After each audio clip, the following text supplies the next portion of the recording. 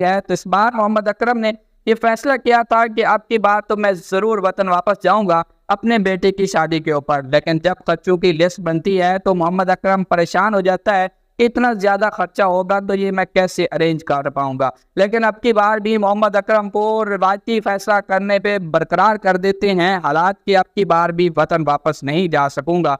अब की बार भी खर्चे बहुत ज़्यादा हैं तो मोहम्मद अकरम ने बेटे की शादी के ऊपर भी वतन वापस ना आने का फैसला किया, जिससे बेटे की भी तो शादी हो गई। लेकिन चंद माह के बाद बेटा जो है वो अपने बाप से अलग हो जाता है। लेकिन मोहम्मद अकरम की अभी भी एक जिम्मेवारी रहती थी, वो थी उनकी सबसे छोटी बेटी, तीसरे वाली। नाज़रीन, मोहम्मद अकरम की जब तीसरी बेटी, छोटी बेटी जवान होती है तो मोहम्मद अकरम उसकी भी शादी करने का फैसला करते हैं, जिसके ऊपर ये छोटे वाली बेटी तो जिद पकड़ के ही बैठ जाती है कि अब्बा जान, ना आप बड़ी बहन की शादी पे आए, ना आप उससे छोटी, और ना ही आप भाई की शादी पे आए, लेकिन आपने मेरी शादी पे जरूर आना है। नाज़रीन, इस बेटी ने अपने बाप से कहा कि अगर अब्बा जान आप मेरी शादी पे नहीं आएंगे तो मैं शादी हरगिज नहीं करूंगी। इसके ऊपर बाप ने अपनी बेटी से वादा किया कि मेरा पक्का वादा है कि मैं आपकी शादी पे जरूर आऊंगा, हर कीमत में आपकी शादी पे मैं आऊंगा। इसके बाद जब जहेज का लिस्ट बनती है तो मोहम्मद अकरम इसको भी देखकर परेशान हो जाते हैं।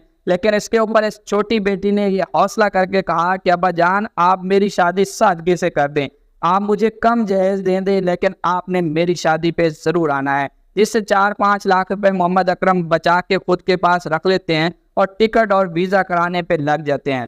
नाज़रीन, जब घर के हालात के ऊपर मोहम्मद अकरम की अपनी बीवी से बात होती है तो आगे से बीवी खामन को कहती है कि भाई तुम तो घर आ रहे हो। तो आगे से बीवी अपने खामन से कहती है कि भाई तुम्हें पता है शादी के चंद माह बाद ही तुम्हारा बेटा हमसे तो अलग हो गया, उसके बाद तुम जो खर्चा भेजते थे उसी से घर का गुजर बसर होता था। इसी साथ जो है तुम्हें ये भी मालूम है कि हमारा घर तो किराए का है, तुमने सारा पैसा उठा के अपने बच्चों की तालीम और तरबियत पे लगा दिया। तुम्हारे बेटे ने तो हमारे साथ बेवफाई की, तो वो शादी के बाद चंद माह ही हमसे अलग होकर अपनी बीवी के साथ ससुराल चला गया है।